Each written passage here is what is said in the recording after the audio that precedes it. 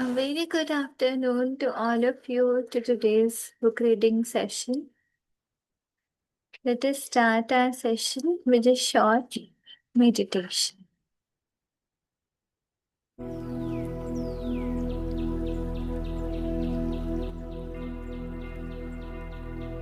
Back comfortably.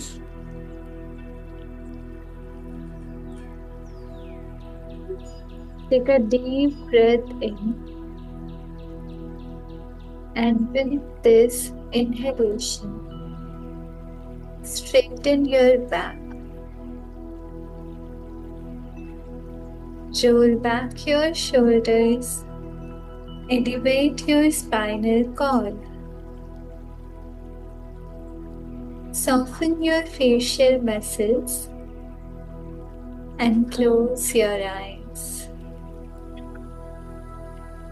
Now exhale. With this exhalation, remove all your worries, all the negative thinking, all your tensions. Remove it from your body and mind.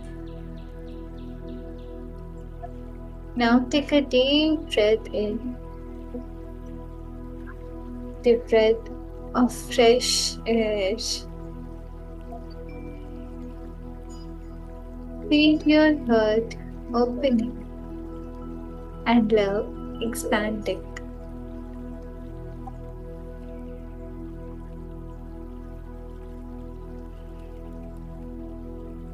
Remember, God, the ocean of love, constantly radiates love, peace, protection, guidance, and presence. Being a child of God, we have inherited all these qualities.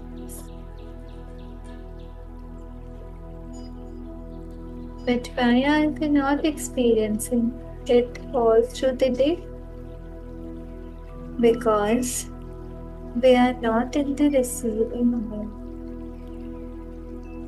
To get into the receiving mode, we need to relax, pause, breath, and with each breath, be grateful to the one who provided you this life.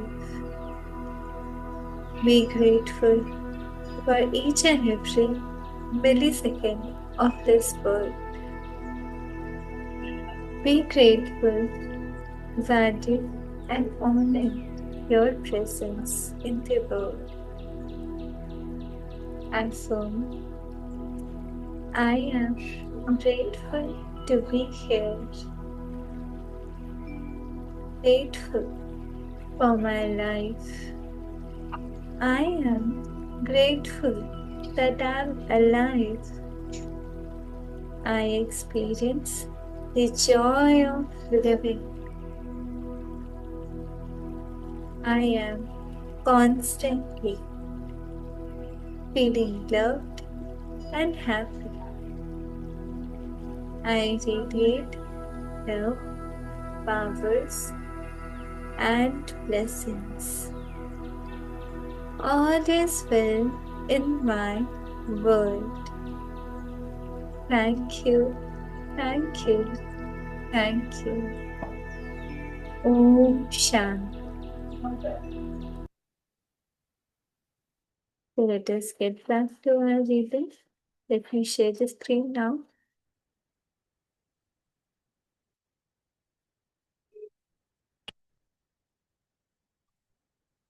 In the last class, we started chapter 6, Resistance to Change. And we have completed till this much. To get a summary of these paragraphs, Awareness is the first step in healing or changing. Here we understood that we are on a journey of constant changes, and we are evolving with this ever changing life. But why do we change? We change for the better, for becoming the best version of ourselves and for others. So we need to change. We need to heal first. And how can we heal? Awareness is the first step in healing. We need to be more and more aware of what's going on, of how we are reacting to different situations. The next lessons can be learned through awareness. We can learn many lessons through awareness.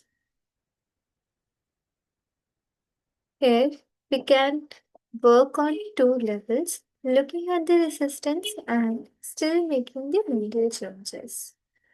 Looking at the resistance. What does this mean? Resistance here means that when we need to change, we need to heal, we are seeing many resistance coming from inside us. Sometimes we don't like doing it, doing healing work, we become negative. So when we resist, the author is saying that look at the resistance. Don't associate yourself with the resistance, but look at it. Be aware that you are resisting. And second is still making the mental changes.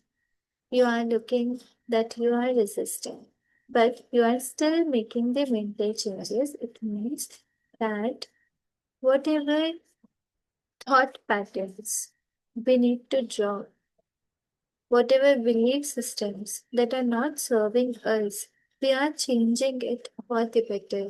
We are becoming more and more positive. And all this is happening inside our mind. So we can make the mental changes. We can still make the mental changes. How? Because we are the only thinker in our mind. So observe yourself, watch how you resist, and then go ahead anyway. The other is saying, observe yourself. Observe yourself. Look, where are you resisting? Check your behavior. So observe yourself. Be aware. Watch how you resist. How you are resisting. You are saying it, and then you are going ahead. You are moving forward. Today we will start from non-verb cues. Our actions often show our resistance. For instance. अच्छा तो यहाँ पे author जैसे है वो counselling देते हैं तो वो बहुत लोगों को समझाते भी है ना कि उनके कौन से पैटर्न्स उन्हें चेंज करने हैं और ऑथर ने ये एग्जांपल्स भी शेयर किए हैं कि कहाँ पे लोग गुस्सा हो जाते हैं तो ऑथर को बहुत अच्छी तरह से पता है हम कहाँ कहाँ पे रेसिस्ट करते हैं तो इसमें से कुछ एग्जाम्पल उन्होंने दिए हैं चेंजिंग द सब्जेक्ट जब ऐसा होता है ना कि कोई टॉपिक पे बात चल रही होती है और हम बात को चेंज कर देते हैं उस टॉपिक को ही चेंज कर देते हैं changing the subject leaving the room छोड़ के चले गए going to the bathroom being late getting sick procrastinating by doing something else doing busy work wasting time looking away or out the window, flipping through a magazine, refusing to pay attention, eating, drinking, or smoking, creating or ending a relationship, creating breakdowns, cars, appliances, plumbing, etc. तो ये examples हैं इन्हें go through करना है और अपने resistance के pattern को भी एक बार ऑब्जर्व करना है कि हम किस तरह से रेजिस्ट करते हैं तो हमें अपने बारे में और अच्छे से समझ आएगा Assumptions. We often assume things about others to justify our resistance. We make statements as it won't do good, it won't do any good anyway. तो हम कई बार assume कर लेते हैं दूसरों के बारे में कुछ चीजें, ताकि हम अपनी रेजिस्टेंस को जस्टिफाई कर सकें। हम ऐसे स्टेटमेंट्स यूज करते हैं, it won't do any good anyway, my husband और wife won't understand, I would have to change my whole personality, only crazy people go to therapist. They couldn't help me with my problem. They couldn't handle my anger. My case is different. I don't want to bother them. It will work itself out. Nobody else does it. तो हम assumption जब करते हैं तो हम दूसरों को लेकर के, जैसे यहाँ पे लिखा है ना कि माय हस्बैंड और वाइफ वोंट अंडरस्टैंड, हमें जब चेंजेस लेकर आने होते हैं और हम खुद को हम रेजिस्ट कर रहे हैं, लेकिन ये चीज़ हम खुद एक्सेप्ट नहीं करते, हम ऐसा सोचते हैं, ऐसा एक्सक्यूज देते हैं कि मेरी फैमिली में या फिर फ्रेंड्स में समझेंगे नहीं कि मैं क्यों चेंज कर रहा हूँ, तो इस तरह से हम एक्सक्यूजेस खुद ही को दे रहे होते हैं। और थेरेपिस्ट के पास जाने के लिए भी लोगों के मन में ही रहता है कि क्रेजी पीपल ही जाते हैं, वो मेरे प्रॉब्लम को नहीं मुझे हेल्प नहीं कर पाएंगे, मेरे एंगर को नहीं हैंडल कर पाएंगे, मेरा केस डिफरेंट है। ये तो सब लोगों का ही रहता है कि मेरी बात अलग है, मेरा केस अलग है, मेरी प्रॉब्लम अलग है। तो ऐसे कई सारी चीजें जो हम करते हैं। Beliefs. We grow up with beliefs that become our resistance to changing. हम जो बड़े हुए हैं तो उसमें भी हमारे कई सारे ऐसे बिलीफ सिस्टम हैं जो कि एक रेजिस्टेंस की तरह काम करते हैं, हमारी चेंजिंग, हमारी हीलिंग में एक तरह की रुकावट पैदा करते हैं। Some of our limiting ideas are, इसमें से कुछ कुछ limiting ideas है, it's not done, it's just not right, it's not right for me to do that, that won't be spiritual, spiritual people don't get angry, men or women just don't do that, my family never did that, love is not for me, it's too far to drive, it's too much work, it's too expensive, it will take too long, I don't believe in it. I'm not that kind of person. ये belief systems हमारे अंदर के जो limiting belief system है उन्हीं में change करना है, अपने बिलीफ सिस्टम को हमें अच्छा बनाना है, अच्छी चीजों पर बिलीव करना है। और उसके लिए हमें जानना भी पड़ेगा कि हम नेगेटिव में सोचते क्यों हैं। तभी तो हम ट्रांसफॉर्म कर पाएंगे ना। तो ये भी जरूरी है। Then we give our power to others and use that exposes our resistance to changing. We have ideas like God doesn't approve. जब चेंज करना होता है तो हम दूसरों को पावर दे देते हैं। कैसे? हम एक्सक्यूज देते हैं, अब ये जो खुद की रेजिस्टेंस है, हम चेंज करना नहीं चाहते, उसका एक्सक्यूज हम दूसरों को बना देते हैं कि इन्होंने ऐसा कहा, इन्होंने ऐसा किया। तो जब हम ब्लेम करते हैं ना किसी और को, हम अपनी पावर्स से देते हैं। यहाँ पे कुछ एग्जाम्पल है। God doesn't approve, I am waiting for the stars to say it's okay. This isn't the right environment. They won't let me change. I don't have the right teacher or book or class or tools. My doctor doesn't want me to. I can't get time off work. I don't want to be under their spell. It's all their fault. They have to change first. As soon as I get this, I do that. It you or they don't understand, I don't want to hurt them. तो यहाँ पे भी हमने देखा कितने सारे examples दिए गए हैं, जैसे कि गॉड को, स्टार्स को, एनवायरनमेंट को, सबको पावर्स दे दिए कि इन्होंने अप्रूव नहीं किया है, या फिर मैं वेट कर रहा हूँ, ये राइट एनवायरनमेंट नहीं है, वो मुझे चेंज करने देंगे नहीं, मैं चेंज नहीं कर सकता या मैं ही नहीं कर सकता क्योंकि मेरे पास में राइट टीचर या राइट बुक या राइट क्लास, राइट टूल्स नहीं है। मेरा डॉक्टर मुझे चेंज करने नहीं देना चाहता, मुझे काम से फुर्सत ही नहीं मिलती कि मैं हीलिंग कर सकूं। तो ये सारे बहाने, मतलब ये सारे एक्सक्यूजेस हम खुद बनाते हैं, और ये हमारे अंदर की रेजिस्टेंस है जो हमसे ये एक्सक्यूजेस करवा रही। वैसे कई सारे लोग कुछ कुछ पॉइंट्स में रेजोनेट कर पाएंगे, जैसे मेरा भी हो रहा है कि वो कुछ रेजोनेट कर पा रहे हैं। तो ऑथर की एक बात को याद थी, उन्होंने बोला था कि ये बातें सुनकर अगर रिएक्शन में हमें गुस्सा आता है तो वो अच्छा है, क्योंकि हमें अपनी रेजिस्टेंस का पता लग रहा है। और जब हम उसको जानेंगे तभी तो हम उसको चेंज कर पाएंगे ना। तो इसको बहुत अच्छे से टाइम दे करके गो थ्रू करें और फिर सोचें कि आपके क्या क्या पैटर्न्स हैं। सेल्फ कॉन्सेप्ट्स, खुद के बारे में हम क्या सोचते हैं? We have ideas about ourselves that we use as limitations और resistance to changing we are. आप खुद के बारे में जो आइडियाज है, जो लिमिटेशंस है, उसमें यह है: too too age, too young, too fat, too thin, too short, too tall, too lazy, too strong, too weak, too down, too smart, too poor, too worthless, too frivolous, too serious, too stuck, may be it's just all too much. तो यहाँ पे self concept में सारे to use किया गया है। तो मतलब हम ऐसा सोचते हैं कि हम ज्यादा ही पतले है या फिर मोटे हैं, यंग है, ओल्ड है, लेजी है, स्ट्रांग है। तो ये बहुत एक्सेस में हमें अपने बारे में ऐसा लगता है।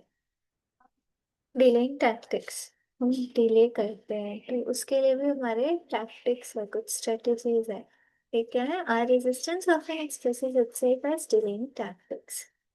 अच्छा, जब हमें चेंज करने का पता लग जाता है कि हमें ये चीज़ चेंज करनी है, अपने अंदर में सुधार, और उस चीज को अगर हम टाल रहे हैं, उस चीज को हम आगे के लिए छोड़ दे रहे हैं, तो वो भी क्या है? वो भी एक तरह की रेसिस्टेंस है। इस बात को बहुत अच्छे से समझना पड़ेगा। इसमें हम ऐसा नहीं कह रहे हैं कि हम चेंज नहीं करेंगे। इसमें हम ऊपर से कह रहे हैं कि हम चेंज करेंगे, फिर हम उस काम को डिले करते जा रहे हैं। और ये डिले रेजिस्टेंस है। आई do it later, I can't think right now. हम ऐसा सोचते हैं कि हम बाद में करेंगे। और ऐसे भी एक्सक्यूजेस हम देते हैं कि इसके बारे में अभी नहीं सोच सकते, बाद में फुर्सत से सोचेंगे। I don't have the time right now, अभी तो मेरे पास इतना टाइम ही नहीं है कि मैं ये काम करूँ। It would take too much time away from my, मेरे काम से बहुत ज़्यादा समय मुझे निकालना पड़ेगा। Yes, that's a good idea, I do it some other time. ऐसा बहुत लोग कहते हैं कि हाँ, आपकी बात सही है, आइडिया बहुत अच्छा है, लेकिन मैं बाद में करूँ। I have too many other things to do, मेरे पास बहुत काम है। यही चेंजिंग, इसके अलावा बहुत सारे इम्पोर्टेंट मेडिटेशन, एक्सरसाइज, ऐसे उन चीज़ों के लिए भी कहते हैं लोग। I think about it tomorrow, कल के ऊपर डाल दिया। As soon as I get through it, as soon as I get back from this trip, the time isn't right. It's too late or too soon. Author कह रही है कि यहाँ पे या तो टू लेट है, बहुत देर हो गई है, या फिर बहुत ही जल्दी है, इसीलिए लोग डिले कर रहे हैं। अब denial, this form of resistance shows up in denial of the need to do any changing things, right? There's nothing wrong with I can't do anything about this problem. I was all right last time. What good would it do to change? If I ignore it, maybe the problem will go away. तो यहाँ पे denial कैसे कर रहे हैं कि मैं इस बारे में, इस प्रॉब्लम के बारे में कुछ कर नहीं सकता, मैं एकदम सही हूँ। पिछले बार में भी मैं सही था, और चेंज करके अच्छा क्या हो जाएगा ये चेंज करूँ? अगर मैं इसको इग्नोर करूँ तो हो सकता है ना प्रॉब्लम में चली जाए। तो ये जो डिनायल है, ये भी हमें रेजिस्टेंस ही दिखा रहा है। Fear, by far the biggest category of resistance is fear, fear of the unknown. Listen to this, author कह रहे हैं कि अभी तक रेजिस्टेंस की सबसे बड़ी कैटेगरी फेयर है, जो डर होता है। फेयर ऑफ द अननोन, हमें अपनी लाइफ में नहीं पता आगे क्या होने वाला है, पर उसको लेकर के हम जब डरते हैं तो वो जो फेयर है ना, वो सबसे बड़ा रेजिस्टेंस है। लिसन टू दीज, अपने स्टेटमेंट्स को सुनेंगे। आई am not ready yet, I might fail, they might reject me, it would be needless thing, I am afraid to tell my husband or wife, I might look hurt, I may have to change, it will cost you money, I would rather die first or get a divorce first. I don't want anyone to know I have a problem. I'm afraid to express my feelings. I don't want to talk about it. I don't have the energy. Who knows where I might end up? I may lose my freedom. It's too hard to do. I don't have enough money now. I might hurt my back. I won't be perfect. I might lose my friends. I don't trust anyone. It might hurt my image. I'm not good enough. तो यहाँ पे जो डर वाली चीज है हमने देखा गया है, या तो वो फेयर है कि किसी और को पता चल जाएगा तो वो क्या सोचेंगे, या फिर अपनी फैमिली को, अपने क्लोज क्लोज रिलेटिव्स को, उनको बताने के लिए डर लग रहा है, रिलेशनशिप को लूज करने का फेयर है, हर्ट होने का फेयर है, अपनी फ्रीडम, और और भी कई सारे फेयर है यहाँ पे।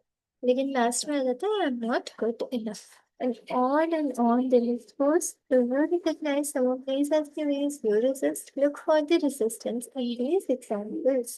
Author कह रहे हैं कि list और self these actually, और author हमसे पूछ रहे हैं कि क्या हमने इन चीजों में से कुछ रिकॉग्नाइज किया है, क्या इनमें से कुछ तरीके हैं जिनमें हम रेजिस्ट करते हैं। तो हमें रेजिस्टेंस को देखना होगा इन एग्जाम्पल्स में।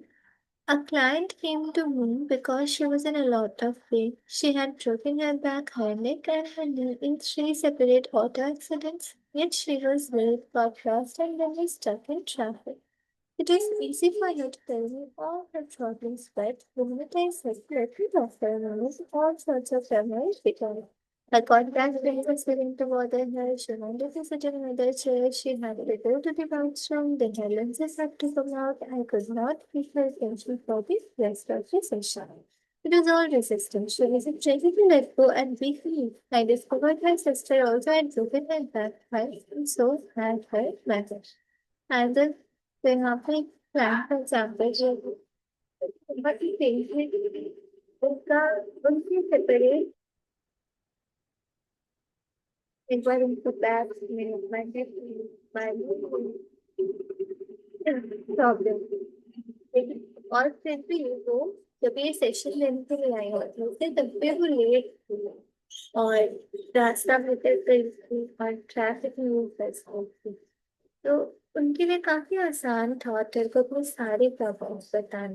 तो जैसे ही जैसे एल्फीन बोला कि अब मैं थोड़ी देर के लिए बोलूँ, तो वो उन्हें समझाने वाले थे। तो उसी टाइम पर सारा का सारा टर्मोइल स्टार्ट हो गया। उनके कॉन्टैक्ट लेंसेज उन्हें बॉदर करने लगे, वो दूसरे चेयर पर बैठना चाहते थे, बाथरूम जाना था उन्हें, उनके लेंस बाहर आ गए, और और फिर उसका अटेंशन अपने सेशन के लिए बना के ही नहीं रख पाए। तो कह रहे हैं कि रेजिस्टेंस पूरा का पूरा, और वो रेडी ही नहीं थी कि वो लेट गो करे, हील करे। और ऑथर ने ये डिस्कवर किया कि उनकी सिस्टर और उनके मदर का भी एक्सीडेंट हुआ था और उन्होंने भी, उनके भी बैक में प्रॉब्लम हुई थी। And this time was a doctor, a woman, a street performer, right who did it. He bragged about how clever he was at cheating other special institutions. He knew how to get away with almost anything, and yet he got away with nothing. He was always broke, at least a month behind in the rent, often without a reason. His clothes were tattered, work was very sporadic. He had a lot of pains in his body, and his love life was rich. His theory was that he couldn't stop cheating until some good came into his life, of course, but what he was giving out, no good could come into his life. He had to stop cheating first. His resistance was that he was not ready to let go of the old ways. So, एक और client का example दिया गया जो कि एक actor था, street performing था, और वो लोगों को चीट करता था और हमेशा ब्रैग करता था कि वो कितना क्लेवर है, दूसरों को कैसे वो चीट कर लेता है, और उसकी लाइफ में कुछ भी अच्छा नहीं था। जब वो ऑथर से सेशन लेने के लिए आया था, तो उसकी थियरी ये थी कि जब तक मेरी लाइफ में कुछ अच्छा नहीं आता तब तक मैं चीटिंग करना नहीं बंद कर सकता। तो ऑथर का कहना है कि जो वो चीज बाहर भेज रहा है, यानी कि जब वो चीट कर रहा है लोगों को, अगर वो ऐसा ही अपना बिहेवियर रखता है तो कुछ अच्छा आएगा ही नहीं। सबसे पहले उसे चीटिंग करना बंद करना होगा। His resistance was that he was not ready to let go of the old ways. तो उसकी resistance ये थी कि वो अपने पुराने बर्ताव को, पुराने जिस तरह से वो रहता था, काम करता था, उसको छोड़ नहीं पा रहा था. Leave your friends alone. Too often, instead of working on our own things, we decide whether our friends needs to change. This too is resistance. In early days of my work, I had a client who would send me to all my friends in the hospital. Instead of sending me flowers, she would have me go to fix up their problems. I would arrive with my tape recorder in hand, usually finding someone in bed who didn't know why I was there or understand what I was doing. This was before I learned never to work with anyone unless he or she requested it. तो आशा कह रही हूँ कि इनकी client थी जो कि अपने सारे फ्रेंड्स के पास में ऑथर को पूछ रही, जब वो हॉस्पिटल में होते थे. और अब उसका अपने फ्रेंड्स के पास में ऑथर को भेजना, उसका इंटेंशन तो काफी अच्छा था कि उनके फ्रेंड्स की वो प्रॉब्लम सारे सॉल्व हो जाए. तो इसलिए ऑथर जाती थी, अपना टेप रिकॉर्डर लेकर जाती थी और बेड पर किसी ना किसी को जरूर देखती थी, क्योंकि ये बात नहीं समझ पाता था कि ऑथर यहाँ क्यों आई है और वो क्या कर रही है. और ये सारी बातें तब की है जब तक ऑथर ने ये चीज नहीं समझा ना. जब तक कोई खुद से रिक्वेस्ट ना करे, तब तक उसके साथ में काम नहीं करना चाहिए.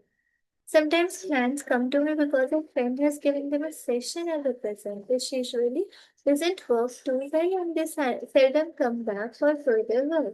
When something works well for us, we often want to share it with others, but they may not be ready to make a change at that point in time and space. It's hard enough to make changes when you want to, but to try to make someone else change when he or she doesn't want to feels impossible, and it can ruin a good friendship. I push my clients because they come to me.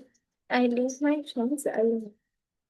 तो author इस बात में यही समझा रही है कि जब हमारे साथ में हमारे लिए कुछ काम करता है, तो हम ये भी चाहते हैं कि हम इस चीज को शेयर करें दूसरों के साथ. जैसे कि ऑथर के क्लाइंट्स हैं, उनकी प्रॉब्लम रिजॉल्व हो गई, तो वो चाहती थी कि उनके फ्रेंड्स की भी हो जाए, इसीलिए वो ऑथर को कहती थी. पर ऑथर यहाँ पर ये समझा रही है कि हो सकता है कि सामने वाला अभी चेंज करने के लिए रेडी नहीं है इस टाइम इस स्पेस पे. तो हम उनको फोर्स नहीं कर सकते चेंज करने के लिए. और क्योंकि जब तक कोई इंसान खुद से चेंज नहीं कर पाता, चेंज नहीं करना चाहता, तब तक ही इम्पॉसिबल होता है कि हम उसको चेंज करा सके. और अगर हम ऐसे फोर्स करते हैं तो फिर वो एक अच्छी फ्रेंडशिप को भी खराब कर सकता है.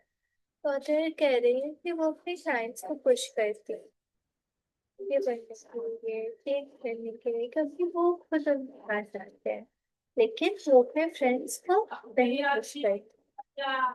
कहने का मतलब ये है कि जो जब तक रिक्वेस्ट ना किया जाए तब तक ऐसे हमें नहीं करना चाहिए, क्योंकि जो चेंज करने का टाइम होता है वो सबकी लाइफ में इतना अलग अलग होता है. जब हम उस चेंज की इम्पोर्टेंस समझ पाते हैं फिर हम जान, तो फिर हम किसी को फोर्स नहीं कर सकते. फिर हम mirrors reflect back to us our feelings about ourselves. They show us clearly the areas to be changed if we want to have a joyous fulfilling. तो मिरर क्या रिफ्लेक्ट करता है हमें, जो हमारी फीलिंग्स होती है, जो हम खुद के बारे में सोचते हैं, उसके लिए हमारी जो फीलिंग होती है, वही तो हमें मिरर में उसका रिफ्लेक्शन दिखाई देता है ना. और वो उसमें बहुत क्लियरली दिखाई देती है कौन से एरियाज हमारी लाइफ में जो हमें चेंज करने हैं, ताकि हमारी लाइफ जॉयस और fulfilling बन सके. I ask people to look in their eyes and say something positive about themselves every time they pass a mirror. The most powerful way to do affirmations is to look in a mirror and say them out loud. You are immediately aware of the resistance that can move through it. Okay. It's good to have a mirror with you as you read this book. Use it often for affirmations and to check where you are resisting and where you are open with growth. फिर लोगों को ये recommend करती है कि जब भी वो किसी मिरर से पास करके जाए तो अपने बारे में कुछ ना कुछ पॉजिटिव बोलो. और जो एफर्मेशंस किया जाता है उसका मोस्ट पावरफुल वे ये होता है कि हम अपनी आंखों में देख करके, मिरर में देख करके उनसे जोर से बोले। क्योंकि जब हम ऐसे मिरर में देखते हैं ना खुद का रिफ्लेक्शन, तो हमें दिखाई देता है कि क्या एफर्मेशन हम इतना अच्छे से एक्सेप्ट कर ले, कहाँ पे रेजिस्टेंस आ रही है, ताकि हम उससे फ्रीली मूव कर पाए।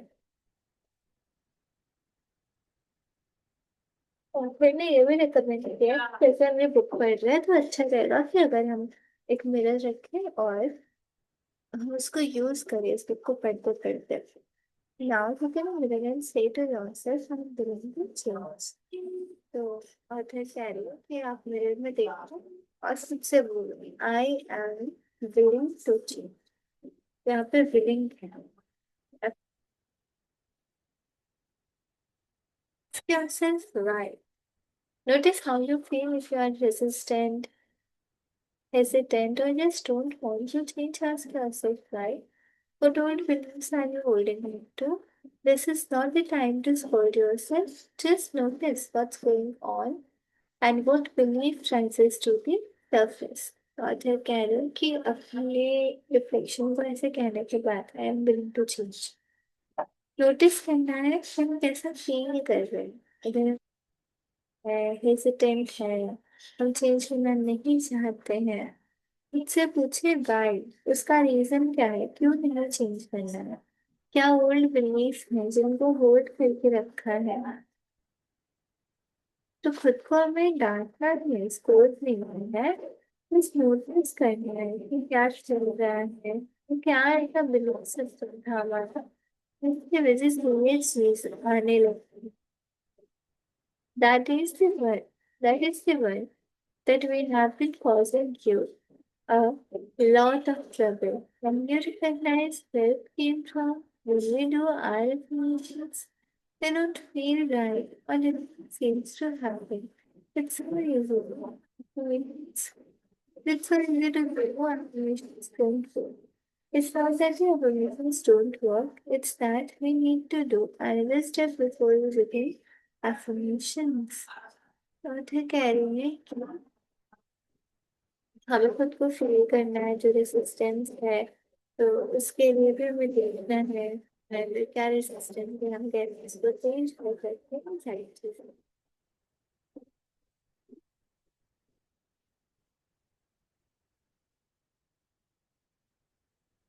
उसके बाद एफर्मेशन के लिए लिखा गया है कि जब हम एफर्मेशन करते हैं तो हम ऐसा फील नहीं करते हैं कभी कभी कि ये सच में हो रहा है कि नहीं हो रहा है।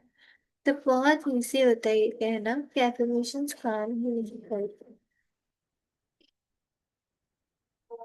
तो अतः कह रही है कि ये सही नहीं है कि एफर्मेशंस काम नहीं करते, बल्कि एफर्मेशन से पहले हमें एक और करना पड़ेगा।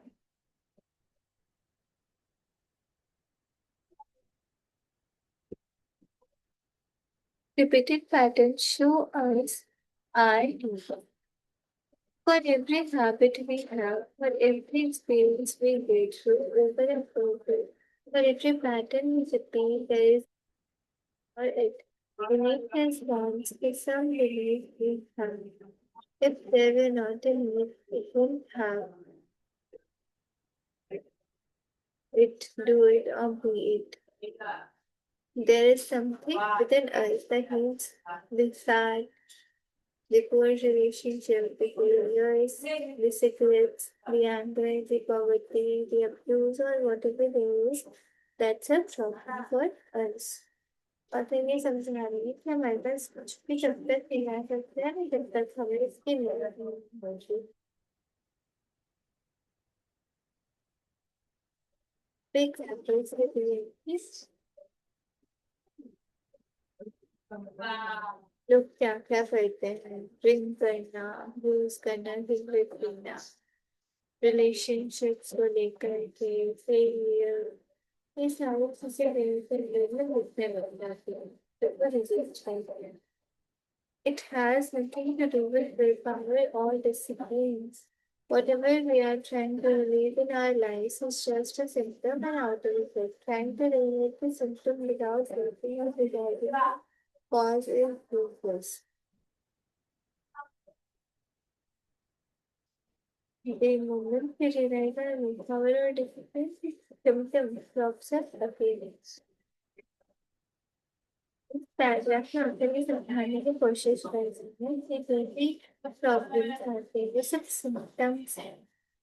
तो अगर हमें उसको जड़ से खत्म करना है तो हमें ये सिम्टम हटाना पड़ेगा। अगर हम उस सिम्टम को नहीं हटाते हैं तो फिर इसको रिजॉल्व करने का कोई मतलब नहीं रह जाता है, फिर वो यूजलेस हो जाता है।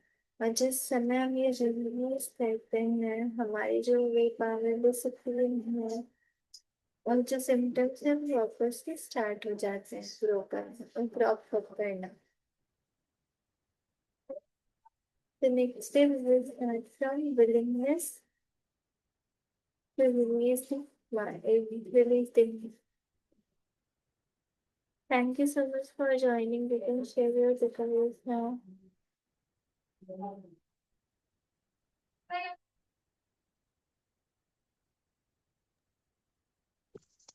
हेलो। Om Shanti sister.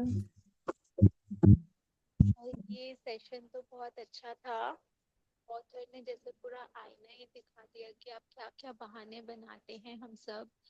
अ, मतलब बस अपने कंफर्ट जोन में रह जाएं और चेंज ना करना पड़े, क्योंकि चेंजिंग प्रोसेस में लेट गो करना पड़ता है और हम लेट गो करना नहीं चाहते। और वो फियर ऑफ अननोन के बारे में जो उन्होंने बताया, बहुत सारी चीजें मैं भी खुद से रेजोनेट कर पाई। मुझसे सब चीज मिलता हुआ ही नजर आया। नॉन वर्बल क्लूज ले लो, changing the subject, leaving the room, going to the bathroom, being late, getting sick, हर एक चीज मिल रहा है खुद से कि हाँ हम ऐसे करते हैं। बार बार बीमार होने का भी जो पैटर्न है, या बार बार बाथरूम भी अगर हम जा रहे हैं, तो ये सब जो हम टास्क कर रहे हैं उसमें 100% नहीं देने का ये पूरा अ, दिख रहा है हमें कि हम 100% देने में रेजिस्ट कर रहे हैं बोल के हम ये सब कर रहे हैं। और ये जो अजम्पशन हम बना के बैठे हुए हैं कि I am not good enough, या I wouldn't do any good anyway, बहुत सारी चीजें एकदम खुद से मिल रही है। तो इतना अच्छा लगा ना। Too worthless, too serious, too stuck, ये सब मैं खुद के लिए फील करती हूँ। मैंने खुद को बोला है कि यार इतना ज्यादा स्टक हो गया है, अब कहाँ से कुछ ठीक होगा। तो ये सारी जो चीजें है ना, सेल्फ कॉन्सेप्ट सब मिल रही थी। तो बहुत ही अच्छा लगा सेशन। तो अ, अब यही है, मिरर वर्क तो बहुत अच्छा है। मैंने ये रियलाइज किया ये पैराग्राफ जब आप पढ़ रहे थे, एक बार मिरर वर्क करके मैंने छोड़ दिया। मैंने सोचा कि ऐसे नहीं है, ये सब ही प्रैक्टिस में लेने की चीजें हैं। तो मिरर वर्क को तो I think daily he use करना, एज अ प्रैक्टिस रख लेना चाहिए। अफर्मेशंस मिरर के सामने, एंड ये लर्निंग कितनी अच्छी थी कि अफर्मेशंस हम सोचते हैं कि ये वर्क नहीं करता, तो ऑथर ये समझा रहे कि पहले हमें वो विलिंगनेस खुद के अंदर लानी होगी, तब हमारा अफर्मेशंस काम करेगा। हम कहीं ना कहीं अंदर यही सोच रहे होंगे कि होगा नहीं, और अफर्मेशन लिखने का बस एक एफर्ट लेते रहेंगे, तो वो नहीं होगा, फिर काम नहीं करेगा। तो वही है, यार ये चीज बहुत अच्छी लगी sister. Repeated patterns, repeated patterns में खुद के ऊपर गुस्सा नहीं होना है, ये चीज भी समझी है। सब तो आगे कल हम सीखेंगे। तो इसके लिए तो इतना ही बोलना था कि बहुत ही सही था, मिरर दिखा दिया बिल्कुल ऑथर ने कि देखो आप क्या क्या करते हो, just not to change. Thank Thank you so much, sister. You so much to you sister.